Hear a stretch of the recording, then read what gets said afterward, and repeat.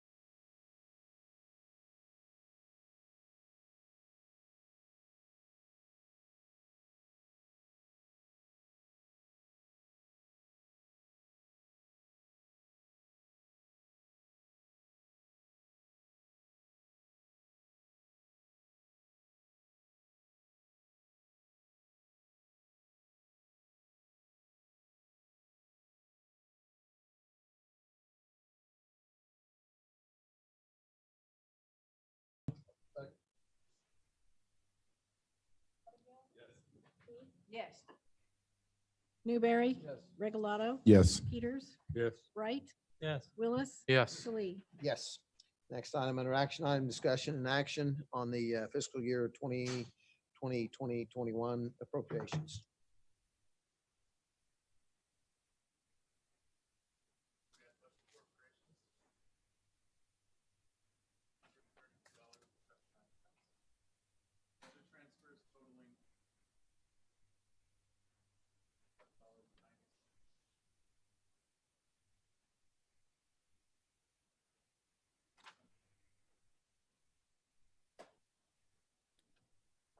Any questions?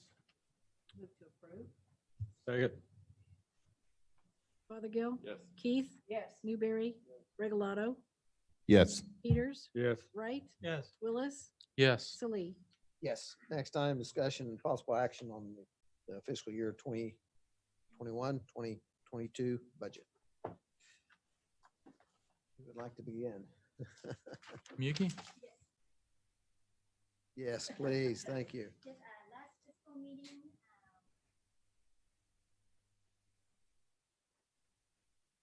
definition of project, something we have 15 days and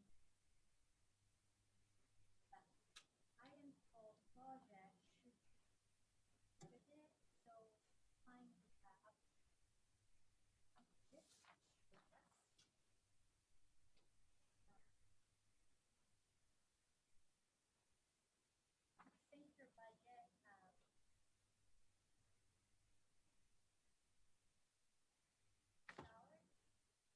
Center budget,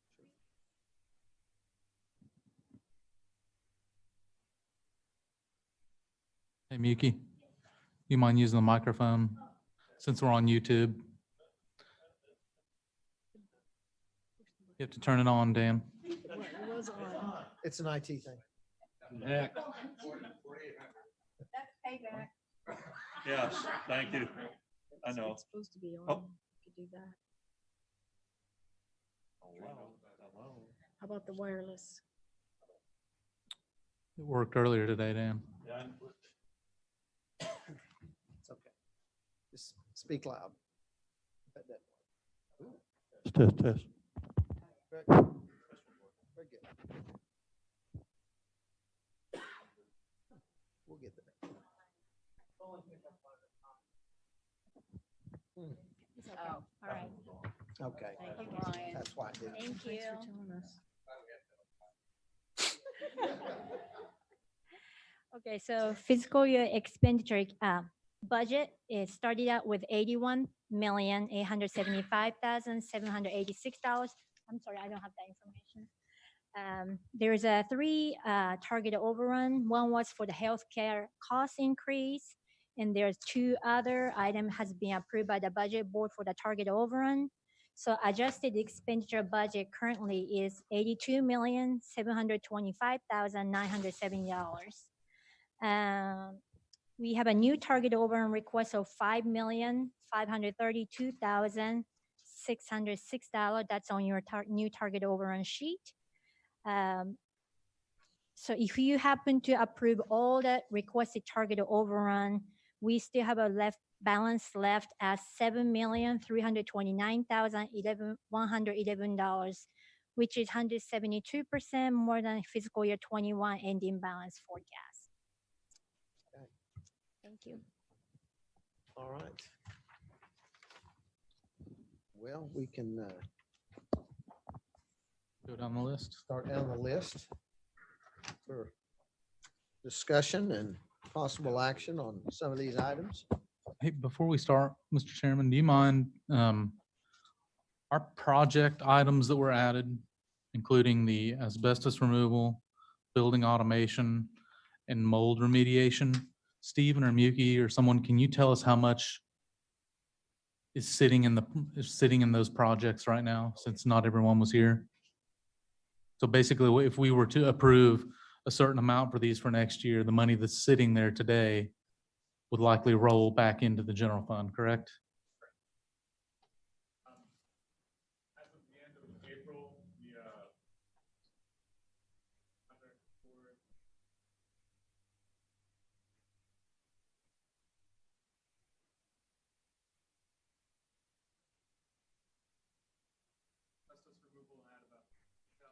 in it.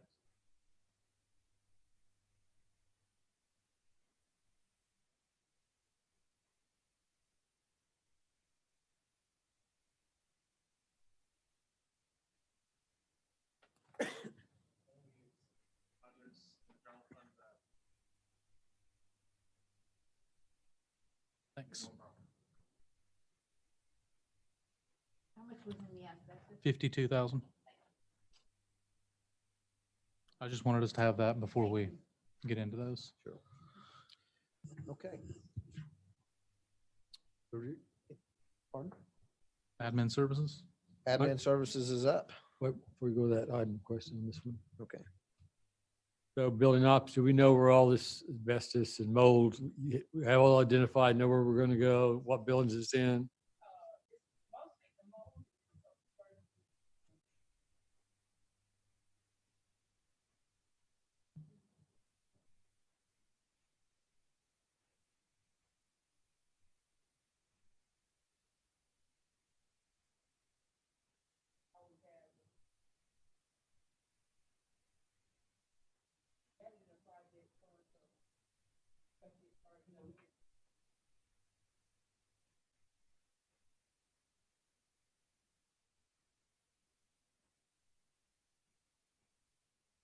Do you have a spot for all this money already designated? Thank you, Mr. Chairman. Any other questions on that item? I got a question. Go ahead. Ronnie, on social services, we replaced the roof on that like 2 or 3 years ago. Is there another problem or is this left over from that?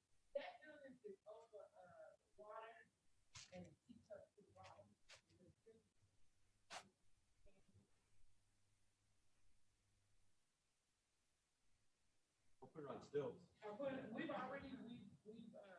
year we brought up one side, we short up the north side, now we need to do the south side. So, I mean, it's just constantly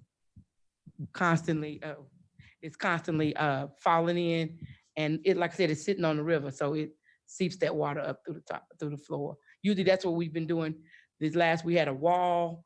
We have, right now we have two rooms down because we're redoing the showers and the walls and the ceilings has mold on it, so it's constant. What do you estimate to fix all that would cost right now? Do you have any idea what? No, time, because money? it's a lot of time.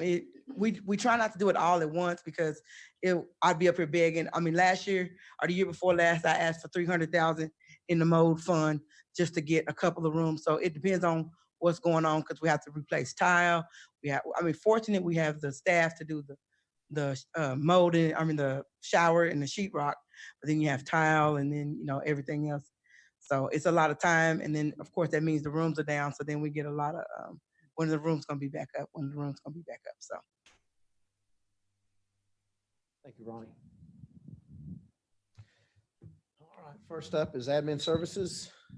They had a request of replacing an old van that had 100,000+ miles on it. And this is an item that Gary and others said they desperately need, and I move to approve. Second.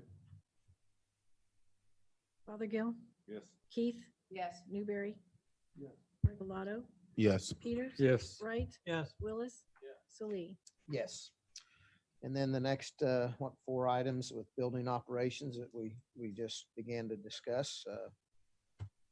Mr. Chairman, I would move to remove item for HQ security for 215,000, as I've had discussions with members of the Board of County Commissioners about applying to the Vision Tulsa County use tax for the next year. So I've moved to remove it. Second. Fothergill, Yes. Keith. Yes. Newberry. Regalado, Yes. Peters. Yes. Wright. Yes. Willis. Yes. Salee. Yes. And next item on asbestos removal. This was, it says ongoing, but is this a 1-year? I know that building ops wants this to be an ongoing item. I would rather us look at this each year and put it on the list, but I don't know how everyone else feels about that. I don't mean to put Ronnie or building ops in a pinch, but if something were to happen to one of our facilities where we're not going to use it anymore or something like that, I'd rather us take a look at this each year As needed. as needed, and I'd rather it be 100,000 than 150, but I'm up for whatever everyone else wants to do. Anybody else has thoughts on that? I'm good with 150. And, if you're going to do that build out down, Yeah. We also have to remove the asbestos out of JDC once the group is out, before we can do anything with it. There's asbestos on the pipe in it, so that we have to remove that. That'll be another project.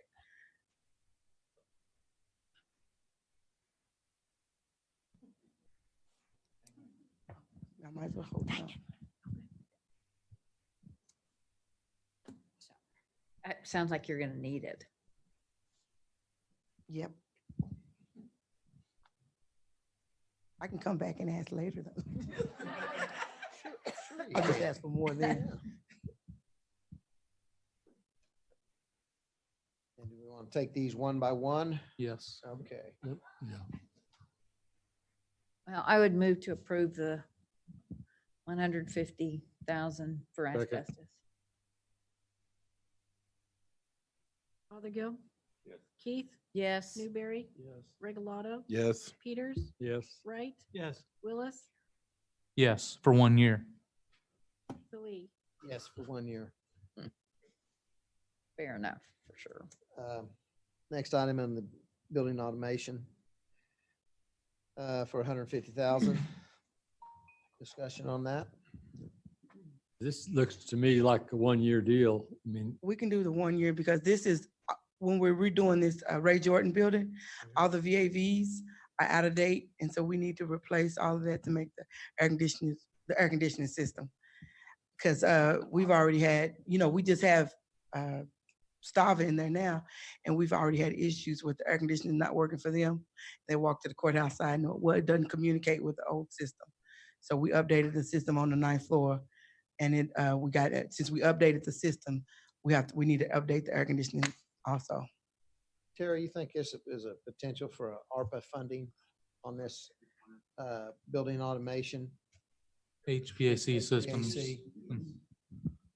I So agree. I would Okay. rather move that, to get Okay. funding through that. who cares or are? Okay.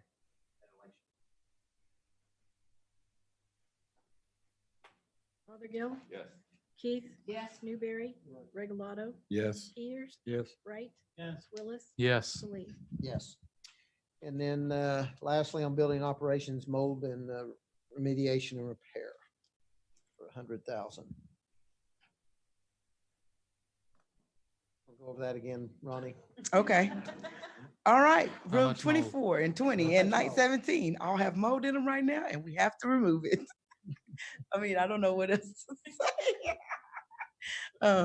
Like I said, we have to redo the whole rooms. We've had to take down walls, and we have to get it air tested by the state, and that's expensive.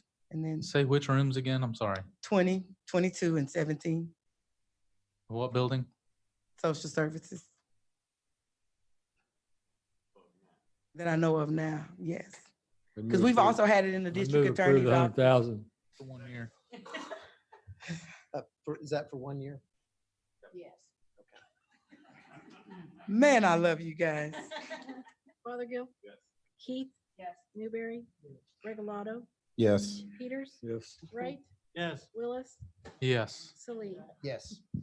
BOCC has a district cleanup program, rental of dumpsters. Want to take that? Yeah, Mr. Chairman. So upon a little bit of research from our crack staff in the county clerk's budget division, They could cut it down. namely Stephen,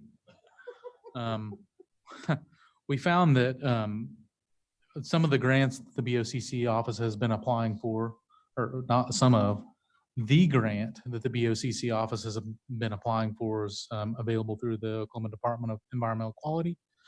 And it's actually a $12,000 grant that each district is open to apply for.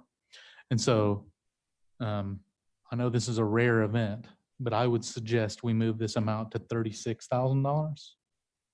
Don't be in shock, Commissioner Keith, but just know that that $36,000 likely won't be county money. It'll be grant money that we're planning to receive in should each district apply for it. So if everybody else is okay with that, I'd make the motion, we amend that to $36,000. Fothergill. Yes. Keith, Yes. Newberry, Regalado, Yes. Peters, Yes. Wright, Yes. Salee. Yes. Ongoing. You know, it's all subject to getting the, Subject to the grant. subject to getting the grant. So, you know, My understanding District 3 gets none of this, is that right? District 3 can have as much as they'd like. No, So District 3, you. Up to apply for it. $12,000. you have to apply, every district can apply for 12,000. We want all districts. And we want District 3 to apply for it and share it with us. I believe in Santa Claus too. We'll do a cleanup in Bixby. Okay, next item is the county clerk salary benefit increase. Go ahead.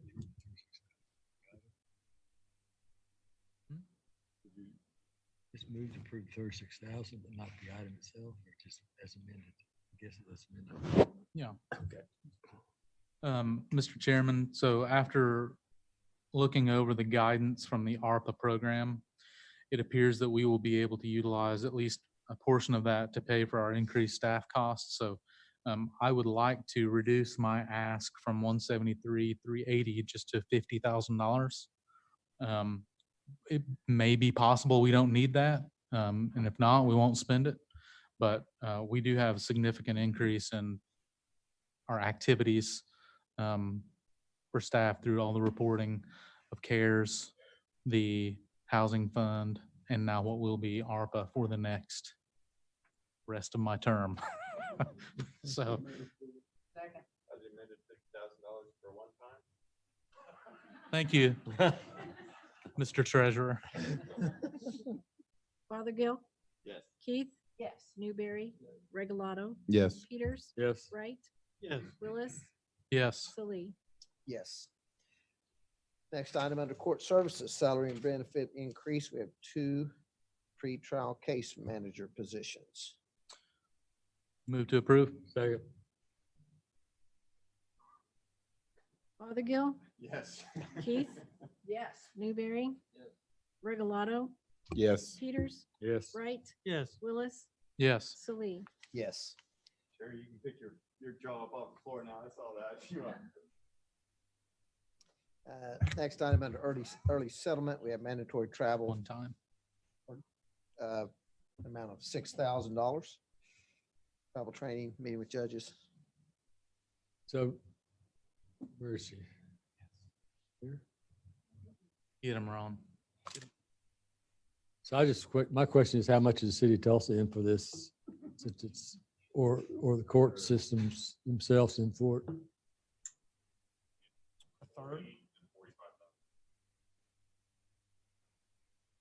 They're Here. saying it's a city, county, state partnership. So is it a third from each entity? So are they doing 6,000 too? And oh, so this should only be 2 then from us. Well, yeah, we budgeted all and they repay us back, right? Sometimes. So her target overrun was 6,000 from us. That was what the request was. Generally, in terms of the city and the state, it's 40 and 45,000 is what they kick in. City this year's kicked in 47,000, I believe. Yeah.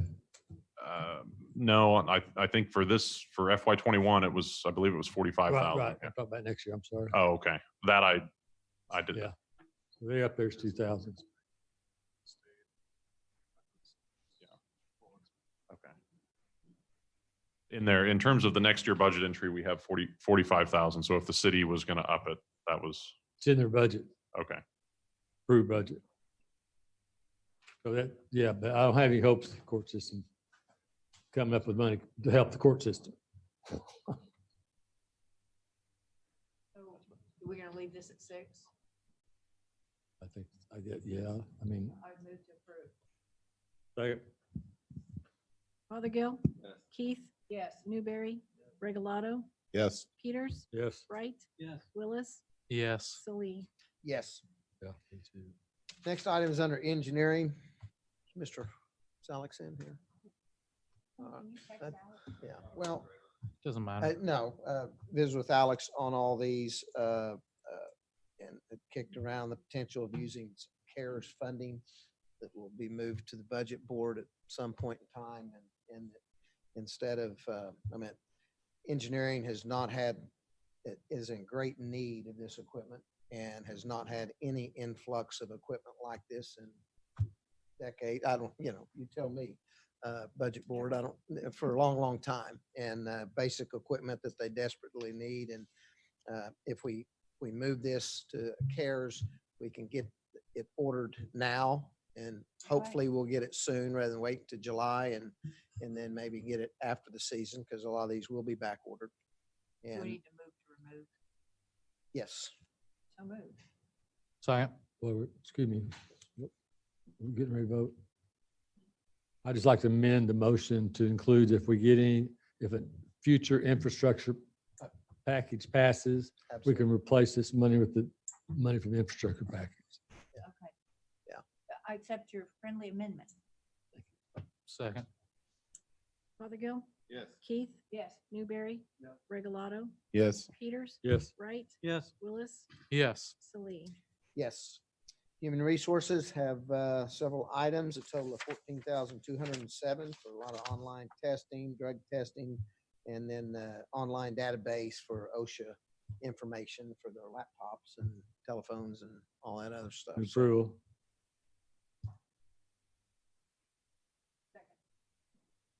Fothergill. Yes. Keith. Yes. Newberry. Regalado. Yes. Peters. Yes. Wright. Yes. Willis. Yes. Salee. yes. Inspections, there's fire marshal inspection fees of $100,000. And then we did discuss 7 Explorers. Talked to Teresa. Is Teresa in here? No, there's, okay.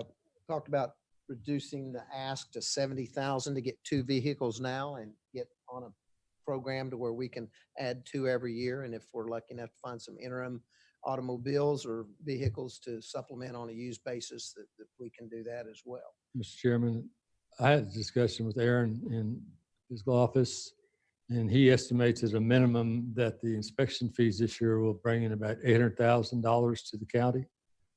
And I think I would like to move that to use his portion of that inspection money to buy these vehicles. You'll still be giving back about $400,000 at least to the county in inspection fees. Yes. They're bringing in that much money. I don't know why we wouldn't use all that money to buy the vehicle. I mean, that's a use payment type of situation. It makes ultimate sense. Is that those funding earmarked anywhere else for your budget? I mean, okay. Mr. Chairman. Yes. So we talked, you and I have talked about this a fair amount. My thought was that it's never a good idea to buy an all-new fleet for a department all at the same time. I understand where inspections is. My thought was that if we approve 2 vehicles in next year's budget, we probably, due to the revenue that Teresa's bringing in this year, that we could probably do a similar ask for 2 or 3 vehicles out of existing year money, because we've got we're going to realize additional revenue beyond what we budgeted for this year. So I thought it'd be very reasonable for us to do 2 of these for next year and do 2 or 3 out of this year's funds, and that would kind of give them 4 or 5 vehicles within, a model year or 2 of each other, and to give us the ability to kind of space it out a little bit more. So I would be in favor of doing 2 or maybe 3 out of next year's money, but probably not them all. My problem with that is I think we encourage our division directors to find ways to cut expenses or raise revenue somehow to help pay for expenses. And apparently she's done a very good job of doing just that. And since she's only wants to use a portion of those inspection fees for these vans, and I think it's hard to choose if you have people who need 7 vans or 6 vans, who you choose to give the 2 cars to. I understand one's about to blow up on her now. That the shop said that can't do anything with it, just drive it till it dies. So I think with the funds available that she's created, that we ought to let her have the vehicles. And I would make that motion. Are you moving to approve all Yes. 7? Mr. Chairman, I have a question, clarification. The 100,000 appears to be additional allocation, and based on some comments, they're going to be realizing net of 400,000. So help me understand what's taking place. Cash float Okay. coming back. Are they in a net positive position this year?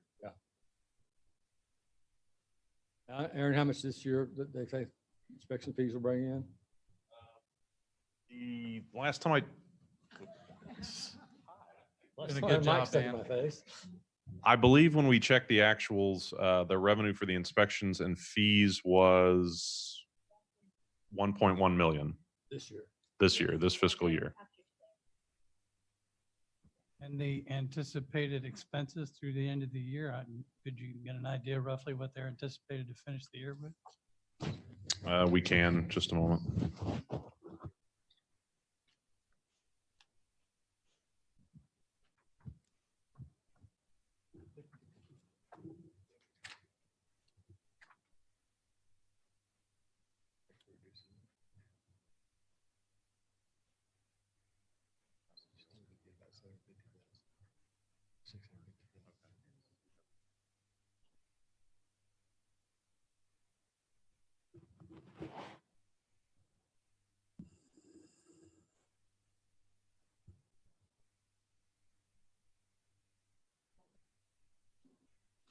That's close enough, I think.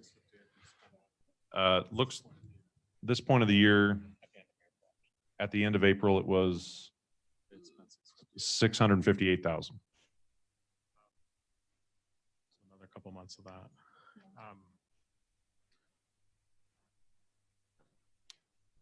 That's, I'm sorry, I don't have a projection for them by the end of the year. I don't have a projection for them at this point. In March, they projected that they would have spent $686,000 by the end of the year, which is fairly on track with what we see with their actual numbers at the end of April. They spent $658,000. Thank you. You're welcome.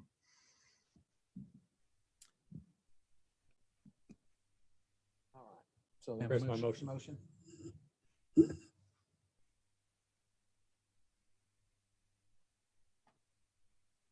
you have a second?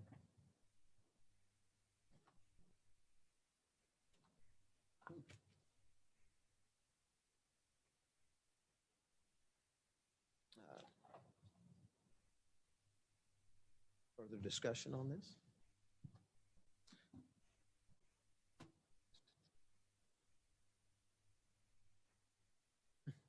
So, okay, I think we're all questioning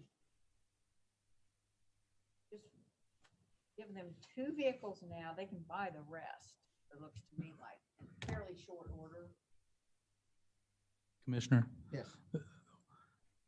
when inspections are just about every other department we have generates revenue, in inspections case, that revenue goes into the general fund. So they don't have, I mean, Teresa can't say, hey, with all this revenue we generated, I'm gonna buy whatever. That's just not really the way it works. So I know she wishes that's how it worked, but I mean, she has had a remarkable year. And my only problem with buying 7 Ford Explorers is, A, I'm not sure they necessarily need to have a $35,000 vehicle for every inspector. That's just me. Secondly, in 6 or 7 or 8 years, when all of those vehicles are in the same position this one vehicle that we allegedly have is blown up and unserviceable, then are we going to be able to afford to replace all of those vehicles at one time? That's sort of why I'm suggesting we work into this over a few years. I would be okay with us doing something less than all 7. And maybe again, I think we have enough money that we realized this year because of lots of different things, but not, not the least of which is Teresa's department generating a lot of revenue. We don't know if they'll generate as much revenue next year. We think they might, but I mean, it's a project-based thing. So I would suggest that we buy a couple vehicles out of this year's money. We can put that on the next budget board meeting to authorize $60,000 or $70,000 to do that. I think, Miyuki, do you think that's reasonable?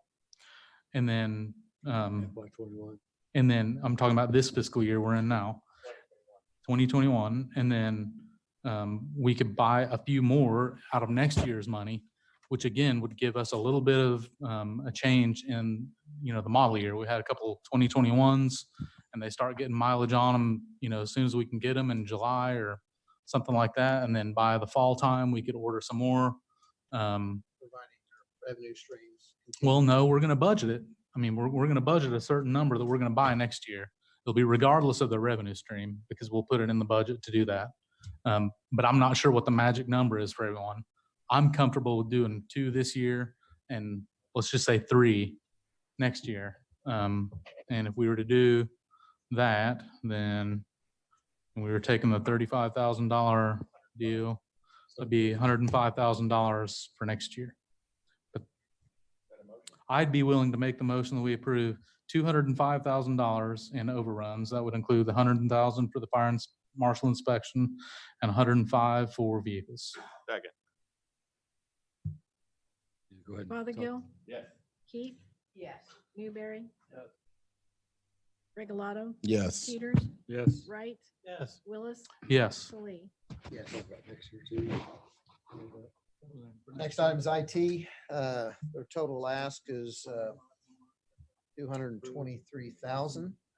We think a lot of this will be available for ARPA.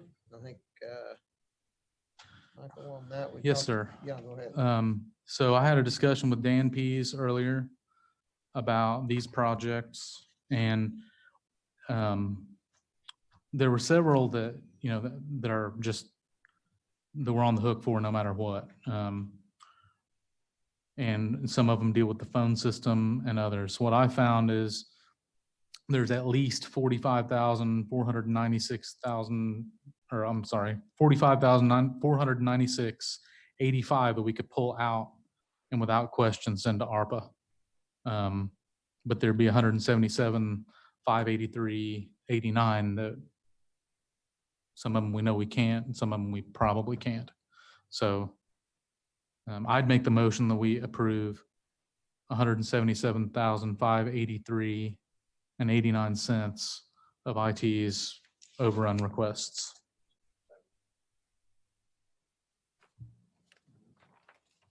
Fothergill, Keith, Yes. Newberry, Regalado, Yes. Peters, Yes.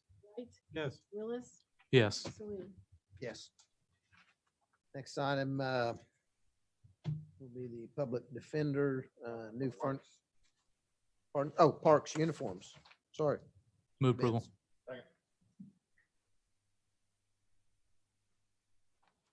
Fothergill, Yes. Keith, Yes. Newberry, Regalado, Yes. Peters, Yes. Wright, Yes. Willis, Yes. Salee.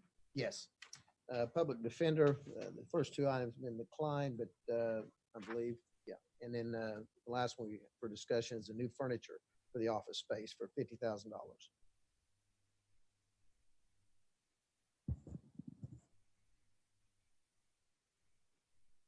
Mr. Chairman, Yes. we have a projected date on when the completion and they'll actually be able to move the new furniture into the office space.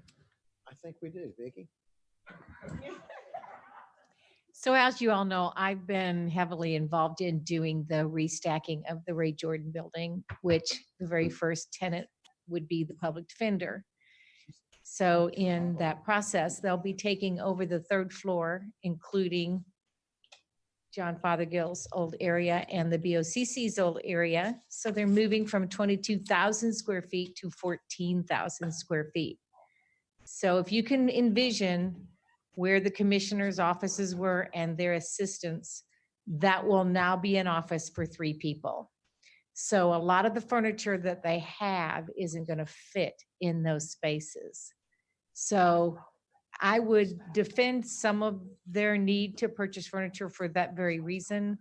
And they were very diligent about going over and getting cubicles and desks and bookshelves and anything that they could get that they thought would fit better in the new space that they're going to have. So I just had to say that because I know that they're going to have to downsize a lot of their space. Follow up, if I may, Mr. Chairman. Yes. I believe the question is if you knew when the facility might be completed for their be able. A year from now. We can put it on next year's budget then? Pardon me? Then we can put it on next year's budget? Yeah, it's the last thing you need is furniture. Right. It should be done in the first part of the year. When exactly, I'm not sure, but I mean, it very well could be a legitimate expense for next year. Scheduled for the first quarter. Yes, absolutely. Yeah. Yes. Mr. Chairman, Yes, sir. perhaps it'd be prudent to delay this investment until the facility is completed. Well, the only problem with that, as Michael knows, having had to purchase a lot of his own furniture for his office space here, it doesn't always come in when you order it. So they're going to have some lead time to do all of that. Yes. So if the space isn't done and they're not sure exactly what they're gonna use, I don't understand how they come up with the number of 50,000. I don't really know how they came up with that either. I didn't get into the specifics with them. I just know, I feel much more comfortable if they came to us with a list that, hey, we need 10 desks and 12 chairs and 13 conference tables, and the total price is $48,256.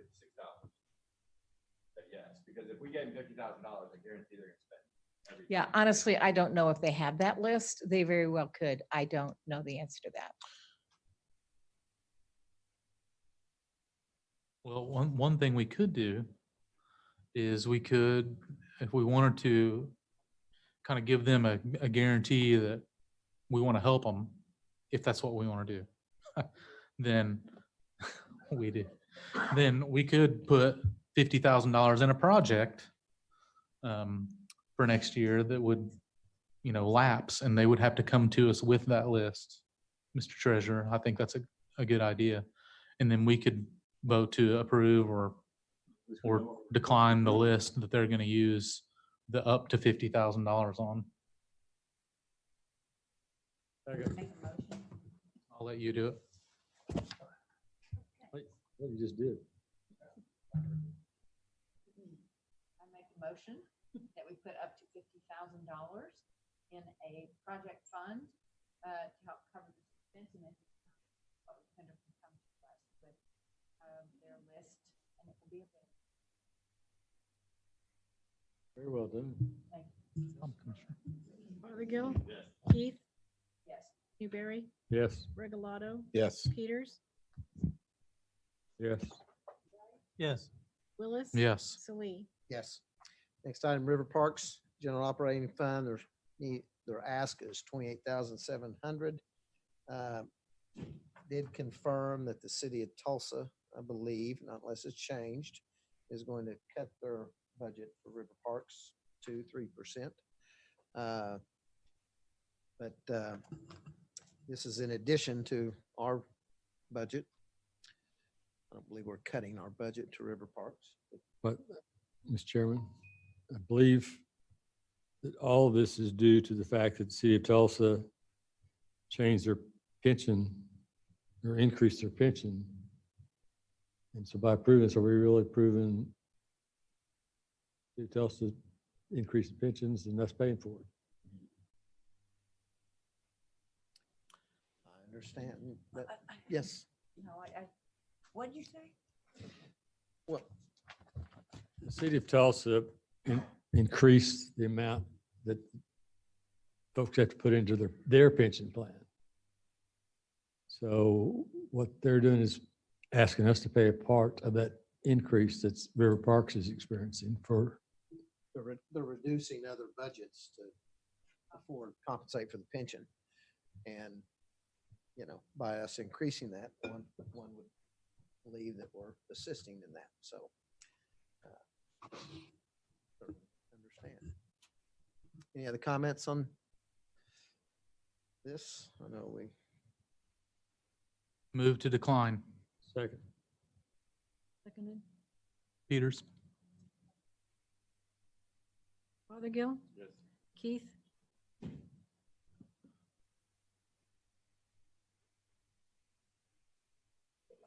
Additional dollars they're asking above. Above their target, which was flat with last year's amount. So, okay, we're not reducing the budget. yeah, yes. Newberry. Regalado. River Parks. This is going up because the city of Tulsa raises pensions. We moved to decline their target overrun. Yes. Peters. Yes. Wright. Yes. Willis. Yes. Salee. Yes. Social services, salary for a full-time bookkeeper and generalist position and the benefits for that full-time bookkeeper. There was concern that the 45,700, I don't think there's any denial of the need of that position that is now not there. But is 45,000 enough to attract a talented person for that position? And so the discussion was maybe increase that to 51,000 to hopefully try to get, you know, a bookkeeper that is worth the money. It's going to be difficult to hire somebody at those levels, that an accountant. Aaron, would you like to comment on that?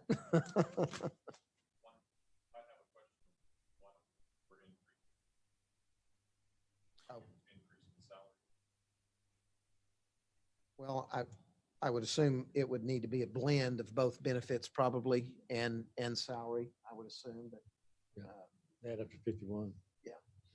But, you know, it's open for discussion and get everybody's thoughts. Maybe 51's not enough, but. I mean, I think you're gonna have a hard time finding someone that is gonna be able to do a lot of the things they might need them to do for less than $30,000 in actual salary. But we have bookkeepers in the room and folks who have been in that position here that, I mean, you know. So I don't know.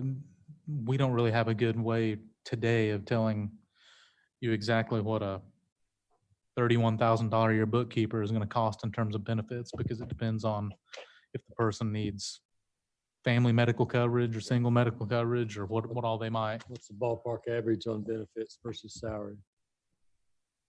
40?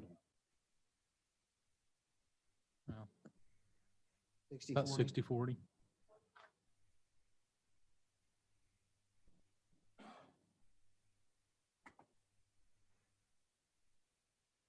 So if we were to go with the $51,000 amount, can you all work out the details? Great. That's right now, yeah. No. Okay. Just have to come up with a blanket amount. So is that, Move to approve $50,000 for social services. Full-time bookkeeper. Fothergill. Yes. Keith. Newberry. Regalado. Yes. Peters. Yes. Wright. Yes. Willis. Yes. Salee. yes. Next is TEMA, visit with Joe, is a emergency response vehicle. He's asked for 28,000. one staff position, it's a communication and technology specialist that he desperately needs, so he says, and then the staff position, administrative assistant. Those all add up to 72,000. There's thoughts that possibly both of those staff positions could be ARPA funding, and that the vehicle is most immediate right now, and hopefully we can get ARPA funding for the other two positions. No, I don't believe it No, is. I think it's a whole I vehicle. believe that what he indicated to me was City of Tulsa maybe purchases another vehicle for them. Joe's not here. Yeah, but no, this is not. This is, This all is asked of the county, none for the city, as far as I know. as far as you know. Correct, yes, yeah. That they're not extending any of their budget increases to TEMA. I'd move approval of the emergency vehicle, $28,048. Fothergill. Yes. Keith, Yes. Newberry. Regalado. Yes. Peters, Yes. Wright, Yes. Willis, Yes. Salee. Yes, And then Come back and I- revisit if ARPA funding doesn't cover his specialist that he needs. absolutely. yeah, I would move to at the time decline the Okay, $44,502.40 for the two staff positions and ask Joe to apply through the ARPA portal. And the city tells us. Fothergill, Yes. Keith, Yes. Newberry. Regalado. Yes. Peters. Yes. Wright, Yes. Willis, Yes. Salee. yes. Next item is election board. Where's Gwen? Gwen's here for multiple of things, for increase of part-time salary, seasonal overtime pay. A lot of this is potential for ARPA due to the pandemic. A lot of these asks are needed because of that. Gwen? You Yeah, had not, that mic, so I assume. not being entirely familiar yet with what ARPA will fund or not fund. Obviously, if we're able to access some of that money, that would be wonderful. We had talked maybe 150 Ye- to obviously to cover for the postage or whatever. And, Well, and And a lot of what we're looking at, almost entirely what we're looking at is the decennial census and the redistricting costs. Yeah. So if you look at it, almost all of that is postage, plus an additional personnel for absentee. Our absentee department in the last election, it went up 820% in terms of absentee requests. So we were asking for an additional person in absentee to help handle that increase. And then the rest of it was almost entirely, we have to send out 377,000 notices to, and a lot of those absentees are because of the pandemic. Yes. The increase. it's, So, it, no, it is almost directly attributed to that, yes. So Terry, I think those should be eligible for ARPA funding. Probably more likely CARES. CARES or ARP.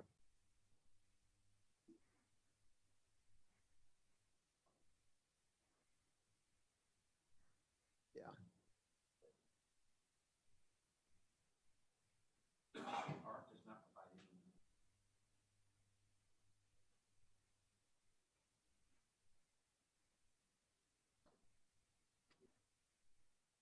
Well, but there's a way to get to it.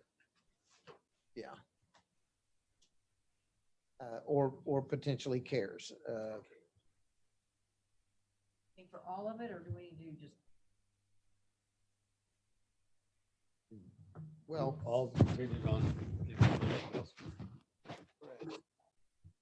I mean, we could increase, there's the part-time salaries and, I mean, up to 150 if that's the board's pleasure, and hope the rest we can get through other sources of funding.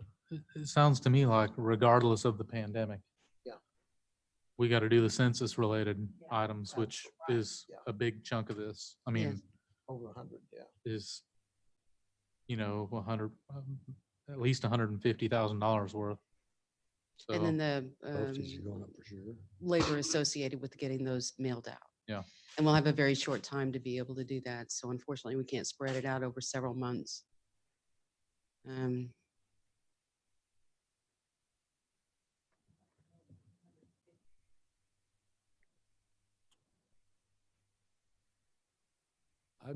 would move to approve it all contingent on the use of CARES or our funds as much as possible to replace the dollars we approved.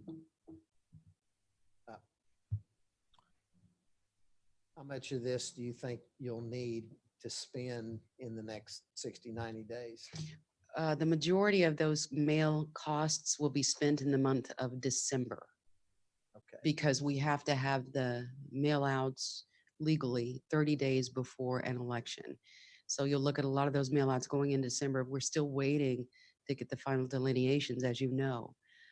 So instead of having a nice broad run at it, we're looking at about 1 month in order to be able to get that out.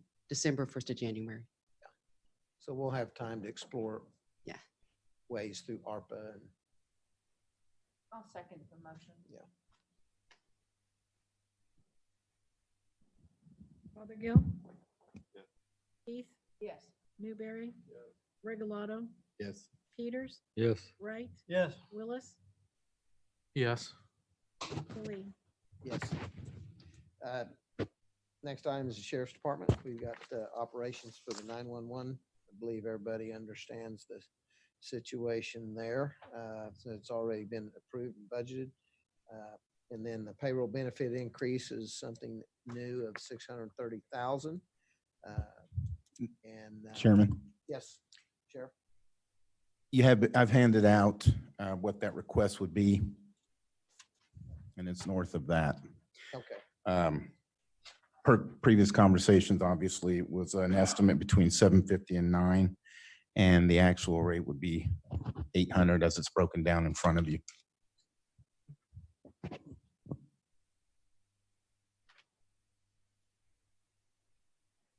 Mr. Chairman, Yes, that's right.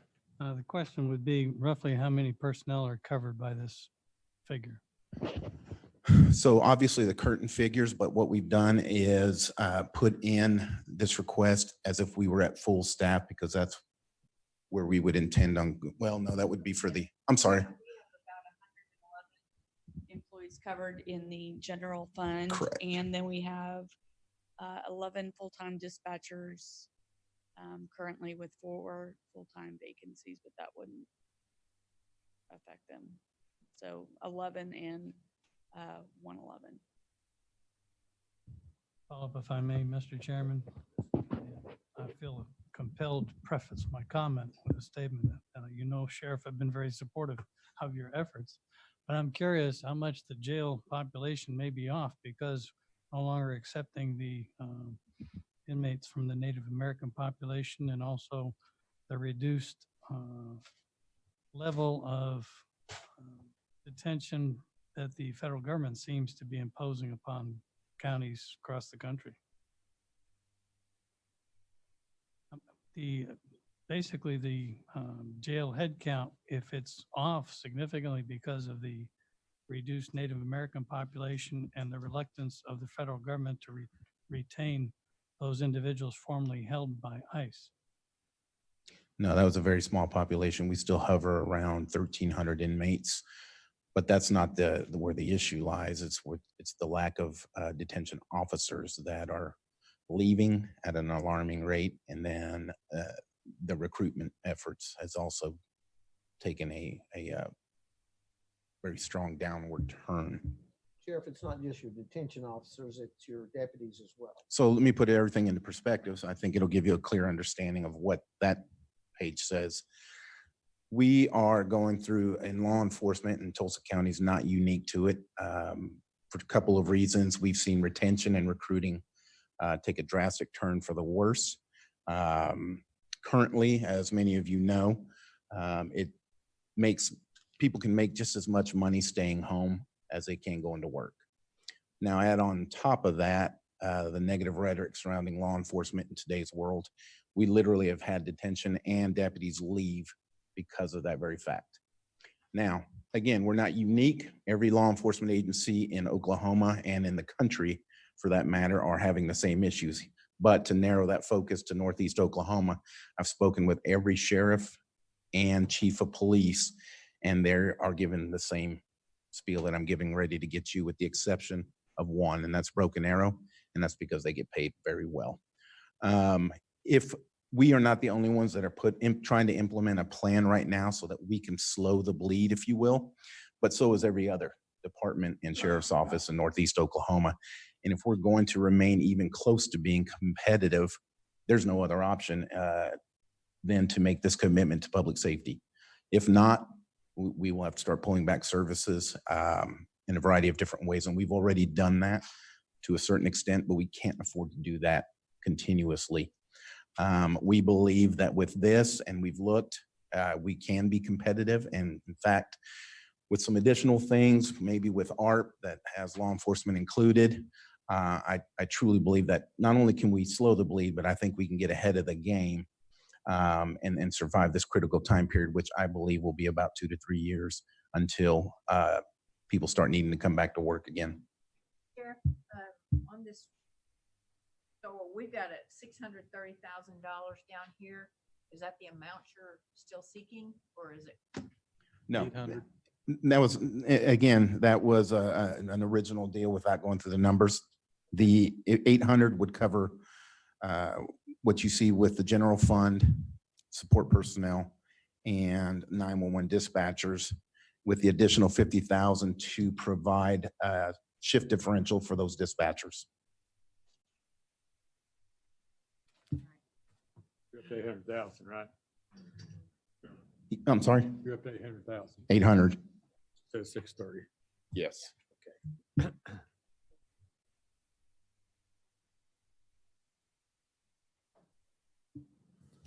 $50? Yes. And as you can read at the top, we would be taking care of 3.5% of that. I would move to approve. Second.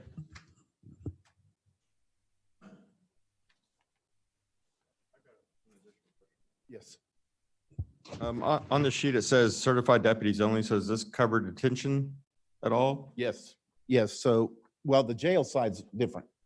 So we're covering the jail side through the jail budget. This would be certified deputies outside the jail, correct? Yes. General fund. And that's 110 or 111?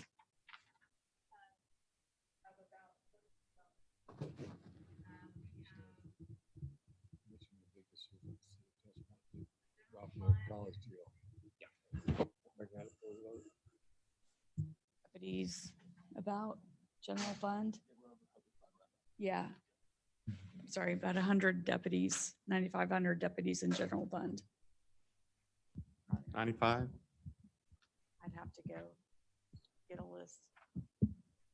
So this is roughly a $5,100 increase for each deputy, roughly? Let me think about that count. We are about 85 deputies in the general fund.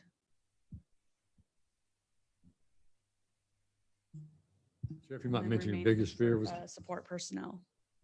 Say again? So about 85 deputies in the general fund, and the rest is support personnel. Sheriff, you might mention your biggest fear in recruit. Sheriff, can I take that for just a second? Police board, we're about 5 agencies behind around here. Owasso, Broken Arrow Police, Tulsa Police, OHP, all pay more than we pay. We're about 25 deputies down. We're facing critical staffing issues, both at the jail and on the general fund side. So these numbers right here account for us to just begin to get close to even with the other agencies. We're having a hard time recruiting. We're seeing 0 numbers come in for recruiting efforts on the certified side. We're about 70 detention officers short. It's no better on the detention side. So we can get the numbers for you on the general fund budget versus the DLM side of funding, but we're coming to you with a huge ask. Let me just add on to that again. this is meant to retain what we have and then recruit. Currently, just to put the things in perspective, across the street at Tulsa PD, they are very seriously considering dropping the degree standard for their officers. If they go to 60 college credit hours, we have one of two things. One, we're seriously in trouble and we will have to quote unquote steal from other smaller agencies. Or two, we're going to drop our 60 college credit hours to basically a GED or high school diploma. And I would tell you that the ramifications of that in the long term would be critical. So this is really just to remain competitive. And again, if we can slow the bleed for the next 2 years and retain even for 2 years, especially from the detention standpoint, we're ahead of the game. Right now, we're losing them at about a 6-month average. So they're getting here, we're training them, and then they're going out the door. And just briefly, on top of this, there's other things that we're changing from a policy standpoint to sheriff's office. We're going to make our application process more efficient, and do our academy a little bit different. We recently sent a group of deputies and detention officers down to Cotton County, which is Fort Worth, Texas, and really came back with some very innovative ways in which to address those things I just talked about that I think will make us more efficient and help us get people in at a much quicker rate than we do now. As you know, our white book to get in is about that thick. Theirs was a single page and it still accomplished everything they needed to do. So we're doing a lot of things on the backside, but this will certainly help. And as I've stated before, we'll reevaluate. This is not, I'm by no way, shape, or form telling you that this will cure anything. We'll reevaluate and then come back to with the proposition if we see it not working or if it's slowed. But I also think on top of this, with the ARP money that's potentially that law enforcement is included on, there's some things that we can do that I truly think that we can get ahead of the game and be on safe ground for years to come. So I think our meeting with you, you indicated that the need was probably greater than 10%. And you agreed to keep it at that level to see if you could actually make a difference at that level. And you may actually have to come back later if it doesn't make a difference and ask for more, which I'm completely fine with. With that said, I'd move to approve this request. We already have the motion. The second, I was just asking a question. So what about like the Tulsa Housing Authority sheriff's deputies and the Tulsa Tech sheriff's deputies? Are they getting an increase as well? And where would that come from? Yes, they would. And it would be contractual, I believe, from Tulsa, from those particular THA and Tulsa Tech. And do we know that they have the funds available to do that? We cut Tulsa Tech already in half. So yes, THA is next on the chopping block if things don't start to get better. So there's a litany of things that are already going on internally that we've prepared for in the event that this doesn't even help. I just want to make sure that, this is all the ask for this year and that, there isn't, additional money that needed to get through this year. And I know that you're saying that, it could be that, but I just want to make sure everything's been covered. We've gone from 600,000 already to 800,000. So just want to make sure we got everything covered. And then Sheriff, you also mentioned that I think City of Tulsa didn't have enough to do their academy program this year. Is that right? Yeah, and again, this is all for perspective. Tulsa PD through Vision Money has been putting classes of 30 through. They're at 6, and that's unheard of.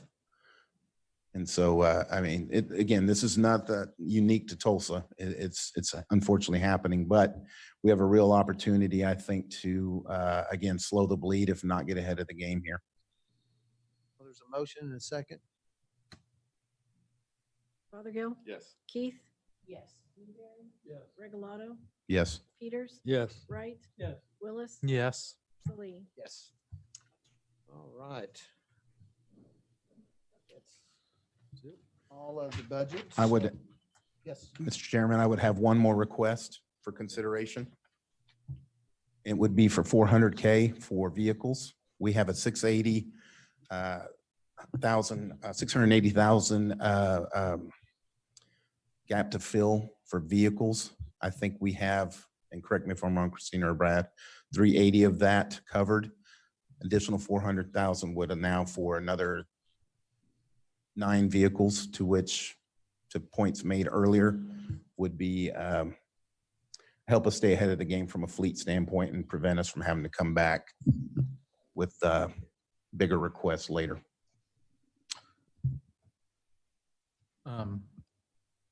Well, we don't have that on our list. I mean, we could certainly act on something like that, but I wonder if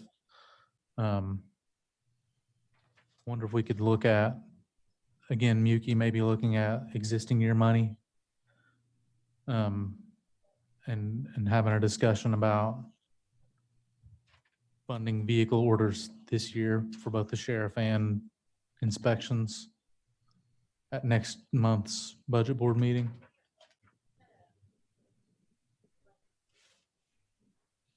Right.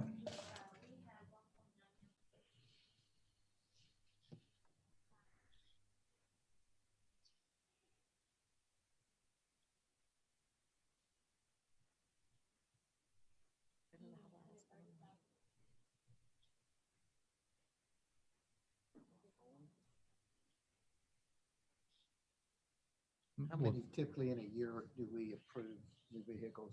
George, do you know the rate on that?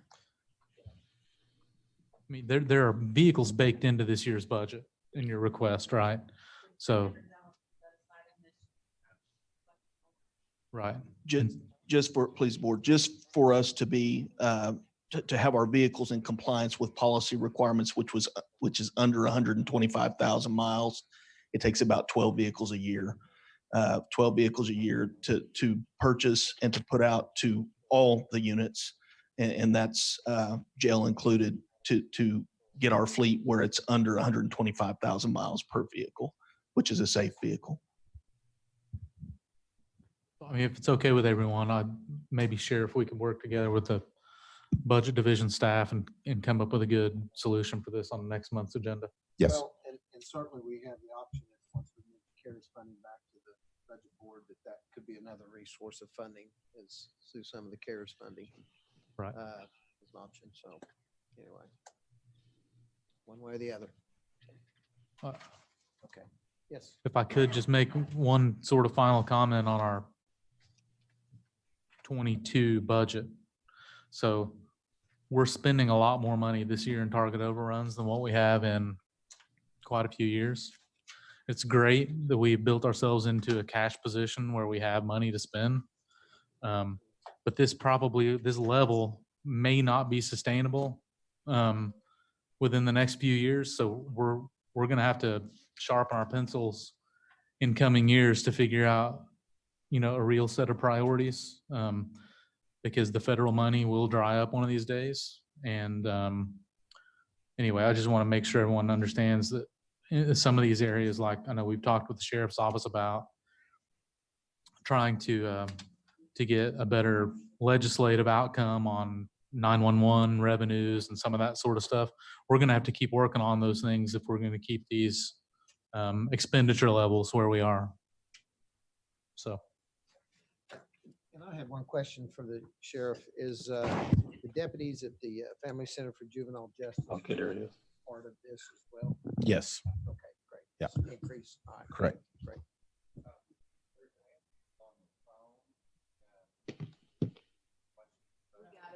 I got it, and I just asked it, and yes, they will be a part of the increase. Okay, thanks, everybody. And next item is, let's see, the American Rescue Plan. Mr. Sinetzer.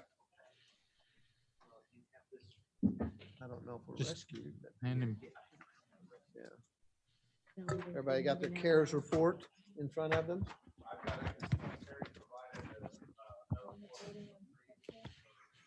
Yeah, okay. Mr. Chair, Yes. there was a final item on the list of the healthcare. Oh, my goodness. What did we? No, it's already been approved.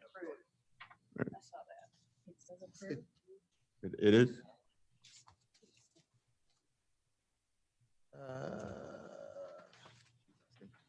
Yeah, we approved it a couple months ago or a few months ago. Yeah, it just doesn't say approved. Well, it says approved on What's that? 3/15. Okay. Yes, it does. Thank you, Mr. Fothergill. Ready? Yes, sir. Okay. I'll make the CARES report brief because it's the rescue plan you really need to know more about. So you'll see in the cover sheet that we estimate that by the first part of June, there'll be between 12 and $13 million of unspent CARES fund, closer to the 13. Of course, you know they extended it, so you have until the end of this year to spend it. So the commissioners have three options. They can either keep it in the CARES fund, just like they are now, and keep doing what we did in 2020. You can divide it, leave some there, move some over to the budget board, or you can just shut down the CARES account and move all of whatever it is over into the budget board for doing many of the things you just talked about in the budget that you just approved. And what you'll see at the bottom are, these aren't my ideas, but these came to me for those who support option 3 on where some of those dollars might go, one-time expenses, as you can tell. I know the fiscal department would like to close this out, before the end or the beginning of the next fiscal year. You'll look under number 1, there is 3 or 4 requests that came in for CARES funding before there was any approval of the ARPA money. So they haven't been acted on. They're just sitting there. 2 from the sheriff, 1 from Opportunity Project, that's day camp in the summer, and then Work Advance, a training program. They're just kind of held there. One of the reasons we held them was to see if the ARP money would pay for them, so you wouldn't have to touch the CARES money. It looks to me like they are, would be fundable under either. So it's just a matter of how much do you want to keep for yourselves, how much do you want to spend out in the community, and from which pot do you want to do that? So, unless you have any questions about that, that's pretty much in the next month or 45 days, the commissioners will decide. We need to do that fairly soon, though, don't we? I think the fiscal office would like it done before the end of the fiscal year. Yeah. We will know in the beginning of June how much money we're going to claw back from the Tulsa Community Foundation when we shut down their housing plan. Right now, we have about 11.8 million. We're expecting to bring back probably at least another 1.5 million back from them. That's why it could be north of 13 million. We didn't really shut down the housing plan. It's just been taken over by Restore Hope. Yeah. So it's still ongoing. Yeah. They've been helping them catch up. By the end of this month, they're getting out, and Restore Hope will run the game for the rest of the time. I mean, this summer day camp, is there an urgency to that 900,000? Can you get it out with the ARPA funds?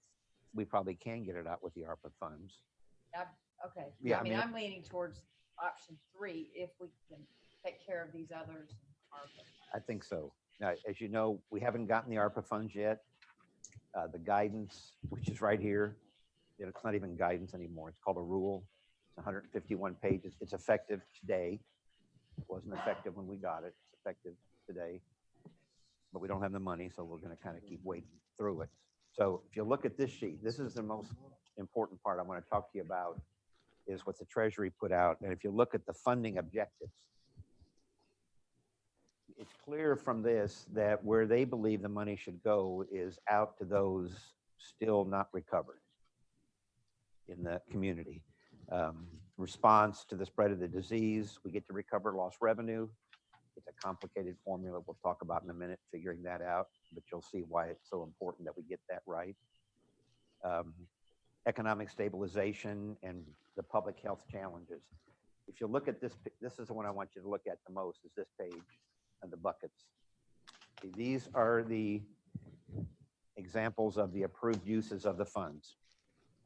The first one, you'll see public health response. I've not gotten any, I thought I would, since that's number 1 here from the health department. They are heavy in this in terms of them being funded for all kinds of things they do. Aren't they getting a separate allocation? There's a bunch of buckets for them besides ours. Yeah, State Health Department, CDC, Health and Human Services. So I don't expect us to hear from them. So Behavioral health. You haven't heard from him No, I said no. requesting funding? Yeah. No. And I think I would. If Would they have needed it. already, yeah. Oh, yeah. Sure. Behavioral health care services. That I have heard from some of those agencies, they'll probably come back. They're United Way agencies that provide this type of care. Replacing the public sector lost revenue, you know about that. Aaron and I have talked. It's a complicated formula. What do you count? How much do you count? And if you lost revenue here, but you made revenue here, are you losing your lost revenue if you have to do it in the aggregate? We can recover intergovernmental lost revenue. That might be what we should have gotten from Oklahoma City for the gas and fuel tax that they transferred to us. I think Alex figured it was $600,000, $700,000. That's lost revenue. It's revenue we didn't get from them. We lost it. Okay, so that's possible. Here's the most important part about this. When we get done looking at this, you're going to find two things not on this list. Nothing says fund government services. Nothing says infrastructure other than water, sewer, and broadband. So where is the county supposed to get the money from the things that you guys just talked about? You can only spend up to the amount that we can verify in lost revenue. That's the max. So if we figured out that the lost revenue from all of our entities was $20 million, and you don't have to give it back to where it was lost, but if it's $20 million, that's your budget. That's your limit for the internal requests. And we've heard that over and over again in every webinar I've been on with the White House and Treasury and NACO. They make that crystal clear. You can do, it's the most flexible, liberal part of it because you can do anything you want to with it. Doesn't have to be COVID related, but it's limited to the amount that you can. That's why this calculation is so doggone important. And I know they're working hard on it, figuring out what's the best, what turns out the best for us, which formula. There's at least three or four that Aaron and I've talked about. So whatever works best for us, because that's what you can spend on yourself. And that doesn't include what Michael mentioned before about administrative help. That's separate. Okay, this is the kind of things we were just talking about in some of your budget items. Well, but it would include things like all of the Zoom infrastructure that we had to start as a result of COVID last year, pushing that forward. Broadband. Well, not broadband, but I mean, all of the stuff that our IT department had to put in place so we could conduct public business in the pandemic conditions, remotely, all that kind of stuff. I mean, to me, and I'm not read the 151 pages, but out of the 11-page document that I read, those things would all still roll into the whole, if you can use it out of your support the response to COVID-19. That's part of the revenue. Now, this is forward looking. Right. It's not reimbursable. Right. Except back to March 2nd or 3rd. You can go there forward and include that. But unless you can find my point is, unless you can find a specific bucket, you're not out of the woods. I mean, you're not lost. There still is a place you can pay for it. Lost revenue. So unless you can find a specific place, doesn't mean you're done. It just means, well, let's look at that 20 or 20. But you're not saying that the overall, if we come up with $20 million of lost revenue, that's the only thing we can apply towards things moving forward. Only if you can't find another place in the act that says you can spend it on that. Okay. Then you're not stuck like, oh, then I'm screwed. No, look at your lost revenue. You can do that. Water and sewer, we don't have that, but the city managers I've heard from, they do. Well, right, but we need to help very help public. Right. And some of them have said, we plan to use what we get from the governor, but we don't think it'll be enough. Yeah. That's unincorporated. So, but you can use that. You can do that for them. Equity focused services. The main thing that they're looking at is qualified census tracts.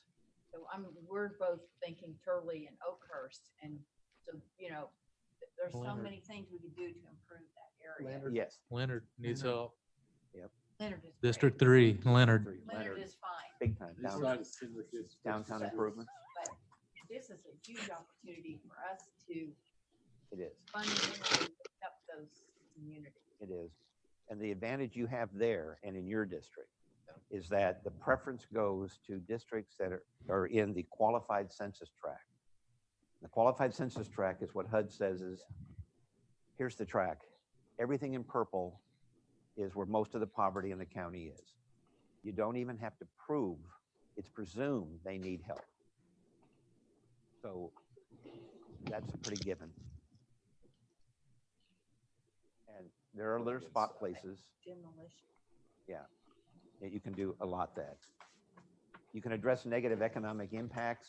It's just like what we did. You asked me before, can we do small business? Can we do nonprofit? We can do the same thing with TEDC we did before if we use them, but that's allowed. Now this is something that might go with what the sheriff was saying a minute ago. The premium pay for essential workers. Maybe the best example, maybe the best way to explain that is to give you an example of who doesn't get it and who would get it. Okay. People like Aaron and I, we wouldn't get it. We're not essential workers. Here, they're talking about people that work in a congregate setting, and they mention jail staff, detention officers. Not that they started a deputy who's by himself in the car most of the day. No, these are people that work in schools, hospitals, nursing homes, jails. You're around people that you can't get away from. You don't work alone. You don't work in an office. If you do that, then you can pay them up to $13 extra an hour, up to a maximum of $25,000. Also think that if you read the paragraph below that, it talks about the lowest paid moving up. So in our instance, it would be a civilian dispatch.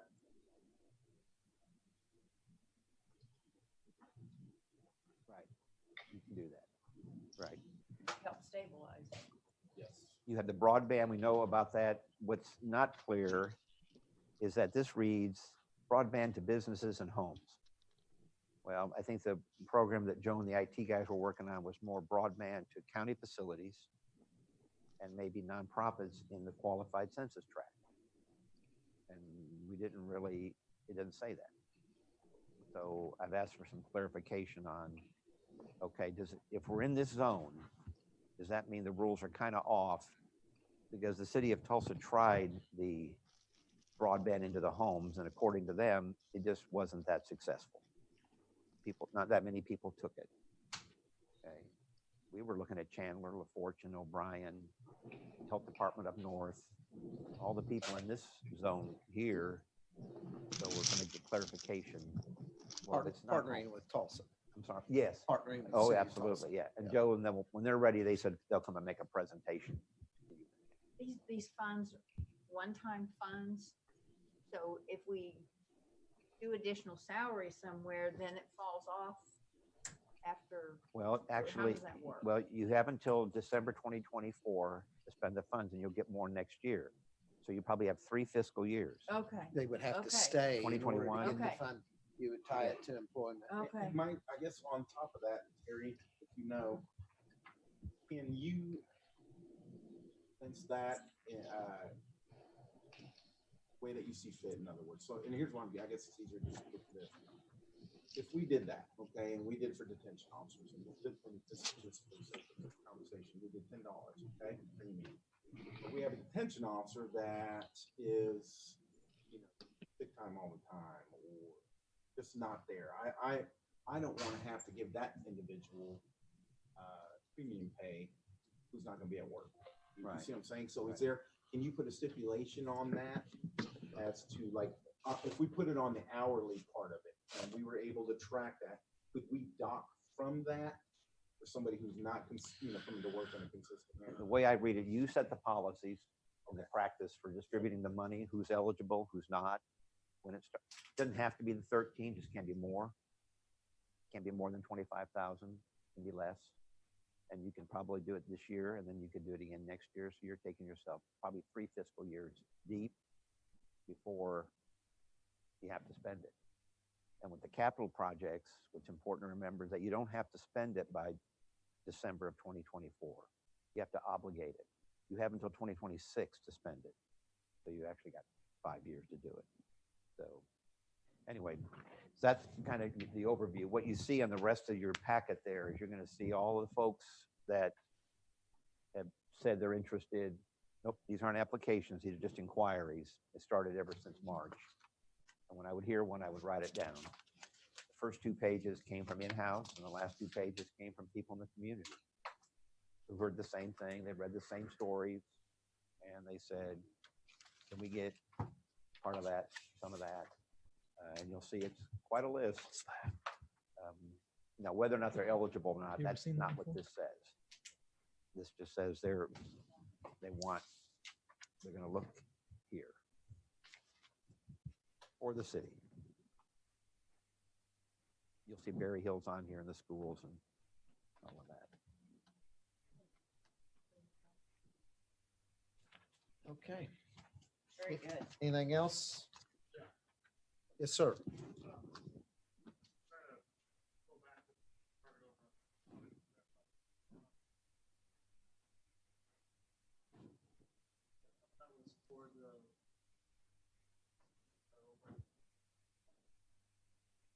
They're under the jail budget, though, isn't that right?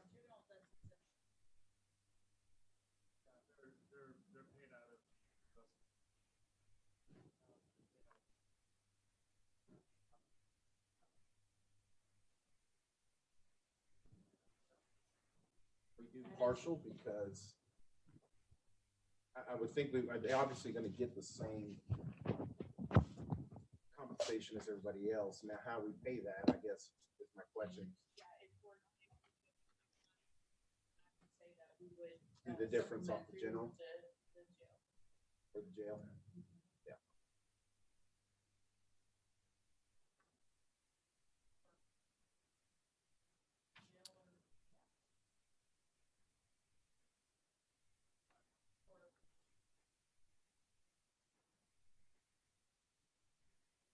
And it would be court guard, so it depends on the rules. If they're a courtroom Just deputy, about. then that is jail. If it is courthouse security, of course, that's courthouse. So, yeah, if it's court deputy, then that would be jail. Yes, they're on juvenile payroll.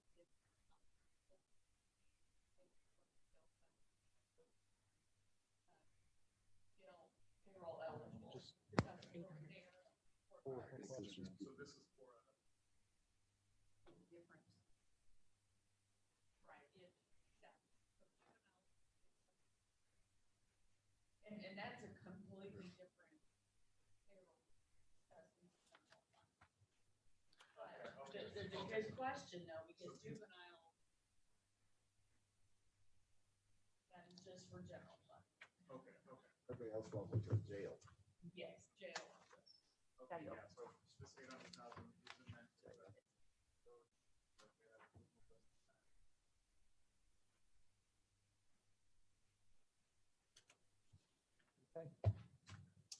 Move to adjourn. Second. All in favor?